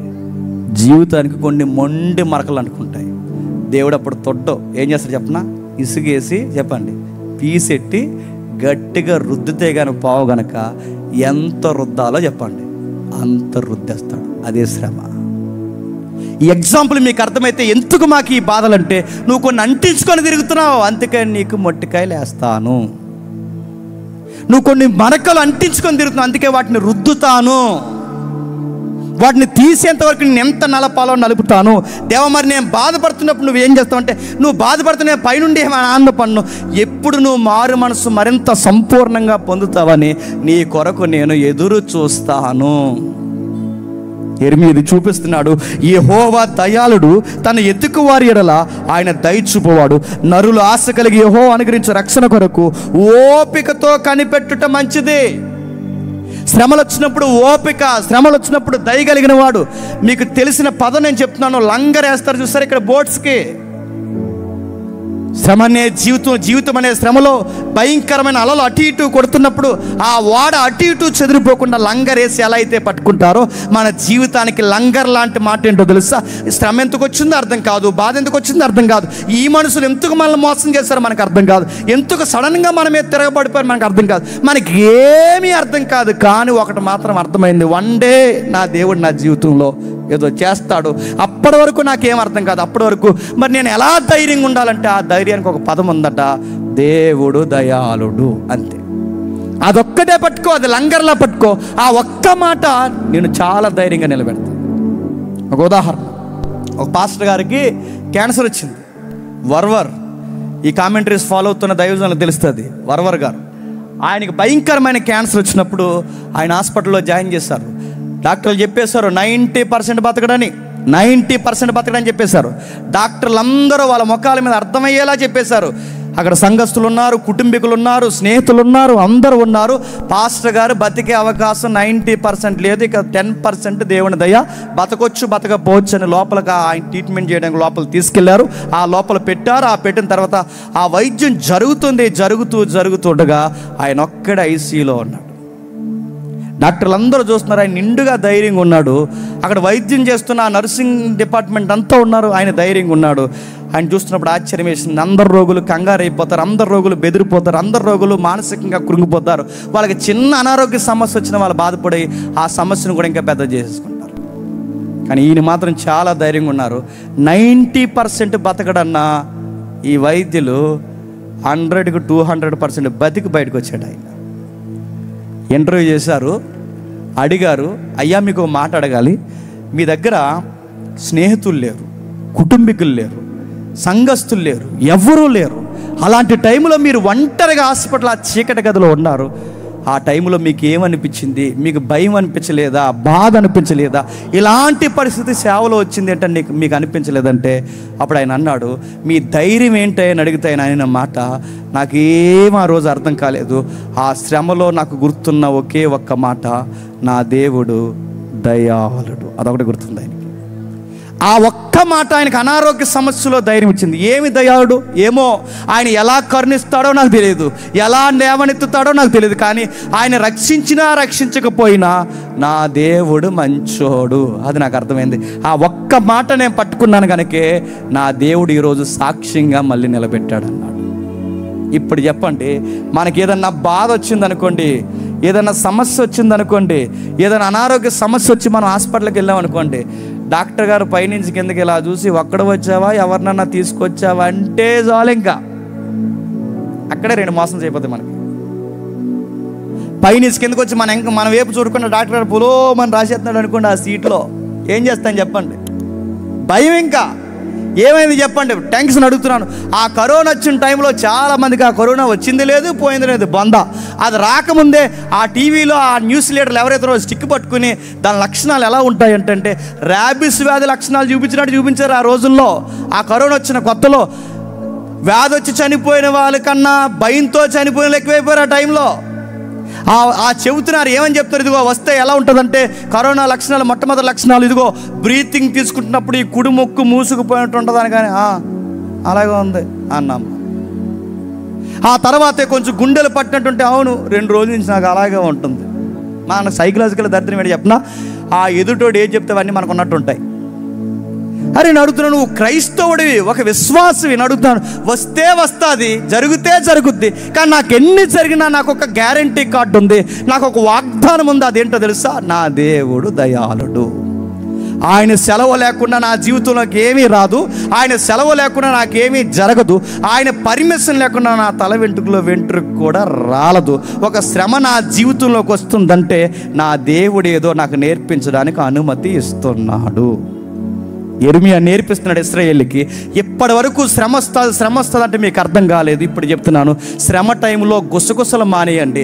శ్రమ టైంలో అందరూ బాగున్నారు, మేమెంతకు ఇలా ఉన్నామని అనకండి. శ్రమ టైంలో మా కుటుంబాన్ని పట్టించుకోవడం మానేసావా, జ్ఞాపకం చేసుకోవా, 3 వారాల నుంచి ఉపవాసం ఉంటున్నావు, చూడటం లేదని ఇలాంటి పిచ్చి మాటలు మానేయండి. మరి ఏం చేయాలని అడిగితే అప్పుడు చెప్పండి, దేవా నాకు అర్థం కాకపోవచ్చు, కానీ నువ్వు నమ్మదగిన దేవుడివి, ఏదో ఒక రోజు నా జీవితంలో విడుదల కార్యము నువ్వు చేస్తావు. అప్పటి వరకు నేను ఎదురు చూస్తాను. ఇప్పుడు కింద మాట్లాడుతున్నారు చూడండి 27వ వచనంలో, యవ్వన కాలమున కాడు మోయిట నరునికి మేలు, అతని మీద దానిని మోపినవాడు యెహోవాయే. ఆ మాటకి అర్థం ఏంటి? చాలామంది యూత్ రివైవల్ మీట్లో రిఫరెన్స్ చేస్తారు, కానీ ఆ రిఫరెన్స్ ఎందుకు వేస్తారో వాళ్ళకే తెలియదు, ఆ రిఫరెన్స్ ఎందుకు చదువుతున్నారు ఆ యూత్కి తెలియదు. ఆ రిఫరెన్స్ ఎందుకు వేస్తున్నారు? అదొక నెగిటివ్ కామెంట్ చేస్తున్నారు అక్కడ యవనస్తులు. వాళ్ళు ఏమంటున్నారు? యెహోవాకు విరుద్ధంగా ఇలా మాట్లాడుతున్నారు. వాళ్ళు ఏమంటున్నారంటే, యెహోవా యెహోవా, ఇదిగో మాకెందుకు ఈ బాధ, మా పితరులు ఏదో చేస్తే మేమెందుకు మొయ్యాలా శ్రమ? అది వాళ్ళ కామెంట్. మా పెద్దోళ్ళు ఏదో చేస్తే ఆ బాధను మేమెందుకు అంటే రెక్లెస్ ప్రేయర్ చేస్తున్నారు వాళ్ళు. దానికి యెరెమీయా చెప్తున్నారు, మీరు పిచ్చి మాటలు మాట్లాడడం మానేసేయండి, అమ్మా నాన్నని గౌరవించడం నేర్చుకోండి. మీరు ఎన్ని బాధలు పడిన వారికి పుట్టినవారు కనుక ఆ బాధ అనుభవించడం మేలు. ఎందుకంటే ఈ బాధనే కాడిని అనుమతించింది ఎవరో తెలుసా? మీ అమ్మ కాదు, మీ నాన్న కాదు, మీ పితరులు కాదు. ఈ బాధనే కాడిని యవనస్తులైన మీ మీదకి ఎవరు అనుమతించారంటే యెహోవాయే అనుమతించాడు. మొయ్యండి నోరు మూసుకొని, నోరు మూసుకుని మొయ్యండి. దేవుడు అనుభవించిన ఆ బాధను మీరు మోస్తున్నప్పుడు యెహోవా దయాళుడు గొప్పవాడని మీరు నమ్మి ఆ బాధల్లో కూడా మీరు దేవుని స్తుతిస్తే ఆ కీడుకరమైన కాడును కూడా దేవుడు మీకు మేలుగా మరిచేస్తాడు. యవనస్తులారా, ఆ మేలుగా మరిచే కాడియాన్ని మీరు ఓపికగా మొయ్యండి. మోసారు అందులో కొంతమంది యవనస్తులు. ఎవరా యవనస్తులు మోసిన జాబితాలు అంటే, ఇలాప వాక్యాలు యెరెమీయా గ్రంథం చదువుతున్నప్పుడు సరిగ్గా అదే జనరేషన్లో జీవించిన వారు ఎవరో చెప్పినా, దానియేలు యొక్క ముగ్గురు స్నేహితులు. ఈ రిఫరెన్స్ ఎవరికి వర్తిస్తుందో లేదో నాకు తెలియదు. ఈ రిఫరెన్స్ మన యూత్ మీట్లో వర్తిస్తుందో లేదో నాకు తెలియదు. కానీ ఈ రిఫరెన్స్ ఎవరైతే యంగ్స్టర్స్ ఉన్నారో నీకు వర్తించిందో లేదో నాకు తెలియదు. కానీ ఈ రిఫరెన్స్కి నెరవేర్పు ఎవరో తెలుసా? దానియేలు ముగ్గురు స్నేహితులు. దానియేలు యెహోవా కాడిని నమ్మకంగా మోసాడు. దేవా, మా పితరులు ఏదో తప్పు చేస్తే మమ్మల్ని ఎందుకు పరవా చెరక పంపించామని ఒక్క మాట దానియేలు అన్నాడా? కాడిని మౌనంగా మోసాడు. మా పితరులు ఏదో తప్పు చేస్తే మమ్మల్ని అగ్నిగుండాల్లో వేసేయడం ఏంటి ప్రభు అని దానియేలు స్నేహితులు అన్నారా? మౌనంగా ఒక మాట అన్నారు, మా దేవుడు రక్షించినను రక్షించకపోయినను మా యెహోవా దేవుడు గొప్పవాడని అన్యుల మధ్య సాక్ష్యం ఇచ్చారు. అలాంటి యవనస్తులంటే వారి యెహోవా కాడిని మౌనంగా మోస్తారు. కొన్ని కామెంటరీస్ ఉన్నాయి, కొన్ని తర్జుమాలు ఇలా రాయబడ్డాయి. అసలు దానియేలు కట మళ్ళీ సంసారానికి పనికి రాకూడదని నపుంసకుల జాబితాలో పనిచేసి ఆ ఉద్యోగం ఆయనకి ఇప్పించాలని దానియేలు ముగ్గురు స్నేహితులు ఎవరైతే ఉన్నారో వీళ్ళ నలుగురికి వాళ్ళ పురుష లక్షణ అవయవం ఏదైతే ఉందో ఆ అవయవాన్ని కట్ చేసి వాళ్ళని తీసుకెళ్ళి రాజగృహాల్లో పనిచేసేలాగా వాళ్ళ యొక్క యవ్వన జీవితాన్ని చిదివేసినప్పుడు కూడా ఒక్క మాట దేవుడిని ఏమనలేదంట. అది దానియేలు అంటే. మౌనంగా కాడి మోసాడు, శ్రమను అనుమతించాడు. తీసుకెళ్లి సింహాల బోన్లో పడేస్తే ఆ సింహాల బోన్లోంచి దేవుడు అన్నాడు, దేవుడిని ఎలా అన్నాడు? దేవా, నువ్వు రక్షించినా రక్షించకపోయినా బ్రతికితే నీ కొరకు సాక్షిని, చనిపోతే నీ కొరకు నేను హతసాక్షిని నిలబడిపోయాడు. కాడిని మౌనంగా మోసాడు ఆ యవనస్తుడు. ఆ ముగ్గురు యవనస్తులు అలా మోసారు కనుక ఆ దేశానికి వాళ్ళు ఏమైపోయారు చెప్పండి? ప్రధాన మంత్రుల స్థాయికి వెళ్ళిపోయారు. ఇప్పుడు చెప్పండి, శ్రమ వచ్చినప్పుడు మౌనంగా ఉండండి, శ్రమ వచ్చినప్పుడు మౌనంగా ఉండండి, బాధ కలిగినప్పుడు మౌనంగా ఉండండి, కష్టం కలిగినప్పుడు మౌనంగా ఉండండి. దాన్ని భరించండి. అది ఎంతకాలమో తెలియదు. అది 10 ఏళ్ళ, 20 ఏళ్ళ, 30 ఏళ్ళ మనకు అర్థం కాదు. లేదా అది వారమో మనకు తెలియదు, 2 రోజులో మనకు తెలియదు. దాని వెనకాల మౌనంగా ఉండండి. ఆ కాడి యెహోవాయే అనుగ్రహించడని ఒప్పుకోండి. ఆ కాడిని మోపిన వాడే మళ్ళీ ఆ కాడిని ఒకరోజు తీసి ఆ కాడినే మేలుగా నీకు మార్చేస్తాడు. గొప్ప కార్యములు జరిగిస్తారు. అందుకే యెహోవా చెబుతున్నాడు, మీరు ఒంటరిగా ఉన్నారని కూర్చుని మౌనంగా ఉండి దేవుడి మీద కామెంట్ చేయకండి. దేవుడు ఇలా అన్నాడు, ఆయన బాధ పెట్టినను ఆయన కృపా సమృద్ధిని బట్టి మీ మీద జాలి పడతాడు. నేను త్వరగా ముగిస్తున్నాను. ఇదే నడుమ ఇదే పరిస్థితుల్లో బాధపడుతూ ఒక పాట రాసుకున్నారు వాళ్ళు. ఆ పాటే 137వ కీర్తన. ఏమని రాస్తారు? ఎందుకన్నా మంచిది ఒకసారి తీయండి. దీని మీద చాలామంది తప్పుడు ప్రసంగాలు చేశారు. అందుకే ఒక్కసారి మీకు వివరించి నేను ముగిస్తాను. 137వ కీర్తనలో ఏం చెప్తున్నాడు చూడండి ఒకసారి. 137వ కీర్తన 137వ కీర్తన మొదటి వచనం నుండి 137వ కీర్తన మొదటి వచనం నుండి బబులోను నదుల యొద్ద కూర్చుని, ఇంకా మీకు బాగా అర్థం కావాలంటే 8వ వచనం చూడండి. పాడు చేయబడబోవు బబులోను కుమారి, నీవు మాకు చేసిన క్రియలను బట్టి నీకు ప్రతీకారము చేయవాడు ధన్యుడు. నీ పసిపిల్లలను పట్టుకొని వారిని బండకేసు కొట్టువాడు ధన్యుడు. ఈ రెఫరెన్స్ పట్టుకున్నారు మన వాళ్ళు చాలా మంది. ఎవరో బయట వాళ్ళు ప్రశ్న అడిగారట, యెహోవా చూసారా యెహోవా ఏమన్నాడు చూసారా? పసిపిల్లల్ని బండకేసు కొట్టమంటాడు. ఇదండి బైబిల్ అంటే అని మన బైబిల్ మీద వ్యతిరేకమైన కామెంట్ చేస్తే మన సహోదరు ఇస్రాయేల్ కొంతమంది సమాధానం చెప్పడానికి నిలబడ్డారు, కానీ సమాధానం చెప్పాలన్న ఉద్దేశం మంచిదే, కానీ వివరణ మాత్రం గాలిగిపోయింది. ఏం చేశారో దీనికి వింతైన కామెంటరీ ఇచ్చారు. ఏమన్నారంటే బండ అంటే బండ కాదు, ఆ బండ అంటే క్రీస్తు అన్నారు. అలా ఉంది అక్కడ. బండ అంటే బండ కాదు, బండ అంటే క్రీస్తు. పసిపిల్లలంటే పసిపిల్లలు కాదు, పసిపిల్లలంటే చిన్న చిన్న పాపాలంట. అలా ఉంది అక్కడ. నడుతున్నా అలా లేదు అక్కడ. అక్కడ బండంటే బండే, పిల్లలంటే పిల్లలే. మరి ఎందుకు ఇలా రాశాడు? అది మన కోసం రాసింది కాదు, నెరవేర్చమని రాసింది కాదు. మరి దేవుడు ఏమని రాయించాడంటే దానికి ఒక సందర్భం ఉందో చూడండి. మొదటి వచనంలో, బబులోను నదుల యొద్ద కూర్చున్నప్పుడు మన సియోన్ని జ్ఞాపకం చేసుకుని ఏడ్చుచుంటుమి. అంటే సందర్భం ఏంటి? ఇలాప వాక్యాలకి 137వ కీర్తన సందర్భానికి అన్నిటికీ ఒక లింక్ ఉంది. ఆ లింకులో నుంచి వచ్చిన పాట ఈ పాట. ఏమని రాస్తున్నారంటే, ఈరోజు మీరు మమ్మల్ని కొడుతున్నారు, ఈరోజు మీరు మా మెడల మీదకి ఎక్కుతున్నారు, ఈరోజు మా పిల్లల్ని బండకేసి కొడుతున్నారు, ఈరోజు మా నదుల మీద కూర్చున్నారు, ఈరోజు మా పంట పొలాలు తీసుకుంటున్నారు, మా పితరులను ఏడిపిస్తున్నారు, మా స్త్రీలను విధవరాండ్లుగా చేసేస్తున్నారు. ఈ టైంలో ఇశ్రాయేలు బాధపడుతూ కొన్ని పాటలు రాసుకున్నారట. ఆ పాటలు ఏమని రాసుకుంటున్నారంటే చూడండి, వాటి మధ్య నిరవంజి చెట్ల మధ్య సితారులు తగిలించి అచ్చట మనం చెరగొట్టిన వారు ఒక కీర్తన పాడని వాళ్ళు అన్నారట. ఎవరన్నారు? ఈ చెరగ తీసుకెళ్ళిపోయిన వాళ్ళు ఉన్నారుగా, ఎవరు? కల్దీలు, అస్సూరియన్స్. వీళ్ళు తీసుకెళ్ళిపోయి ఇలా నిలబెట్టారే, డ్యాన్స్లు వేయండి రా అన్నారట. ఒరే సంగీతం కొట్టండి రా, మీ ఏవైతే సంగీతాలు ఉన్నావో అవన్నీ బయట, మీ ఇన్స్ట్రుమెంట్స్ అన్ని ప్లే చేయండి రా, పాటలు పాడని ఇశ్రాయేలుతో డ్యాన్సులు అయిపోతున్నారట. ఇశ్రాయేలుతో పాటలు పాడమంటారు. అంటే ఇప్పుడు వాళ్ళకి ఎంటర్టైన్మెంట్ కావాలి ఆ అస్సూరియన్స్కి, కల్దీలకి. అలాంటి టైంలో ఇశ్రాయేల్ని పాట పాడమని బాధ పెట్టినప్పుడు వాళ్ళ పాట పాడారట. ఏమని పాట పాడారు? వాళ్ళకి వ్యతిరేకమైన పాట పాడారు. అరే మా బాధలు మీరు పాటలుగా పాడమంటున్నారు, మా కన్నీళ్ళు మీరు చూసి సంతోషంగా మార్చుకుంటున్నారు, మా బాధను చూసి మీరు నవ్వుతున్నారు కదా, మా పాటలు పాడితే మీకు ఎంటర్టైన్మెంట్గా ఉంది కదా, మీరు పాటను ఏమని పాడమంటారు? మాకు వ్యతిరేకంగా మీరు పాట పాడమంటున్నారు, కానీ ఈ చావో రేవో బాధల్లో మీకు వ్యతిరేకంగా మేము పాట పాడతామని పాడిన పాటే 137వ కీర్తన. ముఖ్యాంశాలు మరోసారి అర్థమైందా లేదా? అర్థమైపోయినా అర్థమైనట్టే 11 అయిపోయింది. ఆ కిందికి చెప్తున్నాడు చూడండి. అప్పుడు వారు పాడుతున్నారు, సియోను కీర్తనలో ఒక దాన్ని మాకు వినిపించుడి అని మనలను ఉల్లాసంతో గోరిరి. అన్యుల దేశంలో యెహోవా కీర్తన మనం ఎట్లు పాడుతాం? వాళ్ళకి ఒక కమిట్మెంట్ ఉందట. ఏంటి? అన్యుల దేశంలో మనం ఎలా కీర్తనలు పాడుతాం? దేవుని పాటలు పాడి గొంతులతో పోయి అన్యజనుల పాటలు మనం ఎలా పాడుతాం? దేవుని మందిరంలో పాడాల్సిన పాటలు పట్టుకెళ్ళి వాళ్ళ అన్యుల గుడుల మధ్య, వాతావరణం మధ్య ఎలా పాడతామని బాధపడ్డారంట. మన దేవుని పాటలు పాడమంటారేంటి, మన ఆరాధన జరిగిస్తే నవ్వుతామంటారేంటని బాధపడతా అన్నారట. యెరూషలేమా, నేను నిన్ను మరిచిన ఎడల నీ కుడి చేయి తన నేర్పు మరచును గాక, నేను నిన్ను జ్ఞాపకం చేసుకొనని ఎడల నా ముఖము సంతోషము కంటే నా యెరూషలేము ఎచ్చుగా ఎంచన ఎడల నా నాలుక అంగటిని అంటుకుండును గాక. అంటే దేవుడు అంటున్నాడు, దేవుడు పక్షాన పాడుకుంటున్నారు. ఏమనంటే, నేను నిన్ను మర్చిపోతే నా కుడి చేయి నన్ను మర్చిపోయినట్టే, నేను నిన్ను మర్చిపోతే నా కుడిచే అలవాటు పోయినట్టే, నా నాలుక అంగటిని అంటడం మర్చిపోయినట్టే, నేను నిన్ను మర్చిపోను కాక మర్చిపోను మాట్లాడుతూ యెహోవా ఎదోము జనులది చేసినది జ్ఞాపకం చేసుకొని వాళ్ళు పాట పాడుతున్నారు. యెరూషలేము పాడైన దినమును జ్ఞాపకముకు తెచ్చుకొనుము, దాని నాశనము చేయుడి, సమూల ధ్వంసము చేయుడని వారు చాటించరు కదా.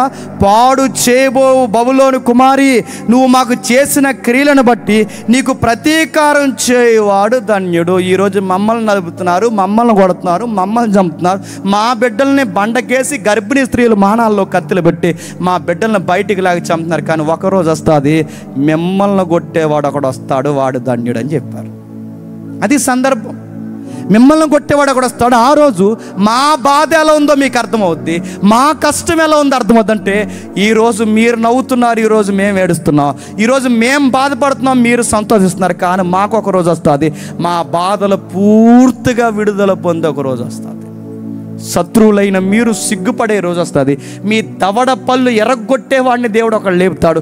ఈరోజు మేం బాగోలేదు కనుక మిమ్మల్ని మా మీదకి రప్పించాడు, రేపొద్దున మీ మీదకి దేవుడు మరొకరిని రప్పిస్తాడు. అందుకే తలదన్నేవాడు ఉంటే చెప్పండి, తాన్ని తన్నేవాడు ఉంటాడు, మిమ్మల్ని తన్నేవాడు కూడా దేవుడు ఒక రోజు పంపిస్తాడు. అది అప్పుడు మాట్లాడుతూ అంటున్నాడు, నీవు పసిపిల్లను బండకేసి పాడు చేయబో బబులోను కుమారి మాకు చేసిన క్రియలను బట్టి ప్రతీకారం చేయవాడు ధన్యుడు. నీ పసిపిల్లను పట్టుకొని వాడిని బండకేసి కొట్టువాడు ధన్యుడు. వాడు కొడతాడు, ఆ రోజు మీరే అంటారు ధన్యులు ధన్యులని. ఇప్పుడు చెప్పండి, బాధల్లో మనం ఏమి నేర్చుకోవాలంటే యెహోవా దయాళుడని నేర్చుకోవాలి. బాధల్లో మనం ఏమి నేర్చుకోవాలంటే దేవుడు మనం బాధపడినను జాలి పడతాడని నేర్చుకోవాలి. బాధల్లో మనం ఏమి నేర్చుకోవాలంటే మనల్ని బాధ పెట్టే వారికి దేవుడు ఒకరోజు పాఠం గట్టిగా చెబుతాడని నేర్చుకోవాలి. అప్పటి వరకు మనం ఏం చేయాలి అంటే మనల్ని బాధ పెట్టే వారి కొరకు మనం చెప్పండి ప్రార్థన చెయ్యాలి. మనం చెయ్యం. వాళ్ళ ఇంటి మీద పిడిగి ఎప్పుడు అడిపోద్దా అని చూస్తాం. వాళ్ళ ఇంటి మీద పడుతుంది లేదు, కానీ ఇలాంటి పిచ్చి ప్రార్థన చేస్తే చెప్పండి మీ ఇంటి మీద 2 పిడుగులు అడిపోతాయి ఏమనుకుంటున్నాం. నిన్ను బాధించిన వారిని మర్చిపో, నిన్ను దుఃఖపెట్టిన వారిని మర్చిపో, వాళ్ళ గురించి వదిలే. వాళ్ళకి ఐ లవ్ యూ చెప్తావో, ప్రైజ్ లాట్ అంటావో, వాళ్ళకి ఏం చెప్తావో వదిలే. నేను మరొక సలహా ఇస్తున్నాను, అలా బాధ పెట్టి మిమ్మల్ని బాధలకు గురి చేశారంటే దేవుడు అనుమతిస్తేనే ఖచ్చితంగా వాళ్ళు వస్తారు. మనకి ఏదో మనుషులు ఇలాగే ఉంటారా అని నీకు నాకు నేర్పించడానికి దేవుడు ఏదో చూపిస్తాడు. వాళ్ళ కార్యంలోనూ బాధపడినప్పుడు ఒక పని చేయ, దేవుడు ఒక సూత్రం చెప్పాడు. వాడు తల మీద నిప్పులు కుప్ప నువ్వు పోయాలంటే నీ కార్యక్రమాలు ఏదన్నా జరిగితే మొట్టమొదటి కార్డు వాడికి ఇవ్వు, ఆడికి తగలడిపోద్ది అవతల. మరి చెప్తున్నా, మీకు ఉదాహరణ చెప్పి నేను ముగించేస్తాను. ఒక ఏరియాలో మెడికల్ ఫీల్డ్లోకి వచ్చిన ఒక సహోదరు ఉంది, డాక్టర్, ఫస్ట్ ఇయర్ జాయిన్ అయింది. ఒక గ్రామీణ ప్రాంతాలకి వీళ్ళకి ప్రొఫెషన్ పీరియడ్ ఉంటుందిగా, కొన్ని సంవత్సరాలు అక్కడ చేయాలి. అక్కడ తీసుకెళ్లారు. ఆ ఊర్లో తలక మాసిన ప్రెసిడెంట్ ఉన్నాడు. ఆ ప్రెసిడెంట్ గారికి చింత చచ్చినా పులుపు సావలేదన్నమాట. ఆ పిల్లల్ని చాలా ఇబ్బంది పెడుతున్నాడు. ఆ అమ్మాయిని చాలా ఆవిడకి మ్యారేజ్ అయ్యింది. ఆయన కూడా ఎవాంజలిస్ట్. ఆయన కూడా ఉద్యోగం చేసుకుంటూ సువార్త చేస్తున్నాడు. ఆమెను బాధ పెడుతున్నప్పుడు ఆమె బాధ తట్టుకోలేకపోయింది. ఎందుకంటే తన భర్తకి ఏ భర్త సహించలేడు, ఇలాంటి మాటలు ఎవడో అన్నాడంటే తట్టుకోలేడు. బాధపడుతున్నప్పుడు మంచి భర్త గనక గమనించాడు. ఎందుకు ముఖం అలా ఉంది, ఏమైందని పట్టుకున్నాడు. ఏమీ లేదండి, ఏమీ లేదు. నాకు కూడా చెప్పకూడనంత బాధ నువ్వు గుండెల్లో దాచుకున్నావు, ఏమైందని అడిగితే చెప్పింది, ఏమీ లేదండి, పలానా ఊర్లో ప్రెసిడెంట్ గారు తండ్రి సమానులు, ఆయనకు అస్సలు బుద్ధి లేదు, ప్రతిసారి అబ్యూస్గా మాట్లాడుతుంటాడు, మమ్మల్ని తాకుతుంటాడు, ఆయన మాటలు బాగోవు, ఆయన చేతలు బాగోవు. ప్రతిరోజు వెళ్ళిపోయే ముందు ఆ ప్రెసిడెంట్ గారు మమ్మల్ని ఏం చేస్తారంటే నాకు బీపీ చెక్ చేయ, షుగర్ చెక్ చేయని చెప్తాడు. ఆయన ఇంటికి వెళ్ళిన తర్వాత మమ్మల్ని చూసే విధానమే బాగోదు, బాధేస్తుందండి. పొరపాటు మేము ఎదిరించామంటే ఇప్పుడు కొత్తగా ఉద్యోగాలు మా పై అధికారులకు వెళ్ళి ఏమైనా కంప్లైంట్ రాస్తే మళ్ళీ జాబ్లో ప్రాబ్లం అవుతుంది, అందుకే ఏమి చెప్పలేక ఉండిపోయినంటే భర్త కనుక కోపం వచ్చింది. ఎందుకంటే ఏ భర్తకైనా వస్తుంది. నేను ఇష్టపడిన అమ్మాయిని ఎవడైనా పైనుంచి కిందకి ఎలా చూస్తున్నాడు అనుకోండి, నాకు ఎలా ఉంటుంది? ఫోటో తీసుకురా అంటాను, నేను కళ్ళు బిగేస్తా అంటాను. నేను ఇష్టపడిన అమ్మాయిని ఎవడైనా కామెంట్ చేస్తే నాకు ఎలా ఉంటుంది? నా గుండెల్లో మంట కలిగినట్టు ఉంటుంది. నా వైఫ్ని ఎవడైనా అలా కామెంట్ చేస్తే నేను తట్టుకోవడం చాలా కష్టంగా ఉంటుంది. అలాగే ఆయన కూడా బాధపడినాడు. ఆ పనికిమాలినోడు మీద మనం పోలీస్ స్టేషన్లో కంప్లైంట్ ఇద్దాం రా అంటే ఆవిడ అంది, మనం బిలీవర్స్ కదండి, ఇప్పుడు కంప్లైంట్స్ ఇవన్నీ మనకు అవసరం అంటారంటే మరేం చేద్దామంటే ఆ తల్లి అంది, ప్రేయర్ చేద్దాం. ప్రార్థన చేశారు. కొన్ని రోజులకు వారిని మర్చిపోయారు. ఆ మర్చిపోయిన తర్వాత భర్త గుర్తొస్తుందిగా, అడిగాడు, ఆడెవడో నేను ఇబ్బంది పెడుతున్నాడు అన్నావు, ఈరోజు ఆడున్నాడా, ఏమయ్యాడు అని అడిగితే, అవునండి ఈ మధ్య ప్రెసిడెంట్ గారు కనబట్టలేదు, ఒక మాట కనుక్కొని వస్తానని కనుక్కుంది. ఊర్లో అడిగింది, ప్రెసిడెంట్ గారు కనబట్టలేదు, ఏమైందంటే ఊర్లో వాళ్ళందరూ చెప్పారు. ఊరని వెళ్ళాడు, ఎక్కడికి వెళ్ళాడో తెలియదు, ఏమైపోయాడో తెలియదు, వస్తాడో రాడు కూడా ఎప్పటికీ తెలియదు, అయిపోయాడు అన్నారు. ఇప్పుడు చెప్పండి, మనల్ని ఎవరైనా బాధపడితే ఏమనకండి, ప్రార్థన చేయండి. ఊరు వెళ్తారు, ఇంక రారు. ఏమనకండి, వాళ్ళు ఏమయ్యారో కూడా తెలియదు. మనం ఏమన్నా చేస్తే ఎఫ్ఐఆర్లు పడతాయి, మనం ఏమన్నా చేస్తే కంప్లైంట్ ఫామ్ అవుద్ది, మనం ఏమన్నా చేస్తే రివర్స్ గొడవలు అవుతాయి. కానీ ఏం చేయకండి, ప్రేయర్ చేయండి. ఊరు వెళ్తారు, చెప్పండి, ఇంక రారు. అందరికి అలా జరుగుతాయి నేను చెప్పను, కానీ ఖచ్చితంగా నీ పట్ల చర్యలు తీసుకునే దేవుడు ఉన్నాడు. ఆయన పేరు సైన్యములకు అధిపతి యెహోవా. నీకు బాధ కలిగినా, ఇబ్బంది కలిగినా, సమస్య కలిగినా ఏదైనా ఆయనకి చెప్పు. అది అనారోగ్య సమస్య అని చెప్పు. మరి ఆ టైంలో నాకు ఓపిక ఎలా ప్రభు అంటే ఒక్క మాట లంగర్లా పట్టుకో, నా దేవుడు ఎప్పటికైనా దయ చూపిస్తాడు. ఇప్పుడో రేపో ఎల్లుండో కొన్ని సంవత్సరాల తర్వాత నాకు తెలియదు, కానీ ఖచ్చితంగా ఒక రోజు నా దేవుడు నాకు సమాధానం ఇస్తాడు. ఈరోజు నవ్వుతున్న ఈ నవ్వులు చిన్నపోయేలా ఆ రోజు నేను నవ్వుతా. ఈరోజు నన్ను ఎక్కిరించి కళ్ళు చూస్తున్నప్పుడు ఆ రోజు నా కళ్ళల్లో దేవుడు నాకు ఆనందం చూపిస్తాడు. నా బాధను దేవుడు పూదండగా మార్చేసే ఒక రోజు వస్తాడు. నా గుడారంలో ఉన్న తెగులను పూర్తిగా తీసేస్తాడు. నా కార్యాన్ని, నా జీవితాన్ని సమాధానకరంగా మారుస్తాడు. పాట అవుద్దా? నా బాధల్లో, నా ఇబ్బందులో నన్ను ఎంత బాధ గురి చేసి నాకు తెలుసు. నా టెస్ట్ మనీ ఉన్న వాళ్ళందరికీ అయిపోయాడు రా జేమ్స్ గడ్ అన్నారు. అంతే, ఈ దెబ్బకి వీళ్ళు ఎగడరా అన్నారు. ఆ టైంలో ఒకటే నా జవాబు. రోమపత్రిక నాకు బాగా తెలుసు. ఆ పత్రికలో పౌలు గారు ఒక మాట అంటారు, శ్రమ అయినా, బాధ అయినా, ఖడ్గమైనా, కరువైనా, శత్రువైనా, ఎవడైనా అన్నీ తిరగబడి ఎదురు నిలబడినా ఆయన నాతో ఉంటే నన్ను ఇంచు కూడా కదపలేరు. ఆయన నాతో ఉంటే నా చేయబట్టుకుంటే, నేను నిలబడి ఉంటే నన్ను ఎవ్వడూ ఏమీ చేయలేడు. ఆ బాధల్లోంచి వచ్చిన పాట ఈ పాట. అందుకే ఈ పాటను మీరు చూడండి. ఆ పాటను డిజైన్ చేసింది ఇక్కడే ఈ చర్చ్ మెంబరు, దైవజనుల యొక్క బిడ్డలు, తమ్ముడు వంశీ కానీ, ఆ వీడియో ఎడిటింగ్ సహోదరులు మోజెస్ కానీ, ఇక్కడున్న వీళ్ళు చేసిన టీం వర్క్. కింద పాస్టర్ గారు ఆ పాట కోసం ఆయన అంత ఎమోషన్ అవుతున్నప్పుడు నాకు అనిపించింది ఆ పాటకి ధన్యత వచ్చింది అనిపించింది నాకు. అలాంటి ఒక దైవజన్ని ఆదుకుందంటే అది ఎంత గొప్ప పాట అయింది. అలాంటి పాటల్లో మనం నేర్చుకోవాల్సింది ఏమవదండి. అలా చూడండి, అంటే శ్రమలు అలా వచ్చి మనకి చావు ఎక్కడి వరకు వస్తుందో తెలుసా? చివరి అంచు వరకు వస్తుంది. ఆ చివరిలో మనకేమవుద్దంటే గుర్తుపెట్టుకోండి, అయిపోయింది అనుకుంటే ఏం కాదు, సమస్త మహిమ ఘనత దేవుడు మనకి కార్యం చేస్తాడు. దేవుడు మనల్ని అందరినీ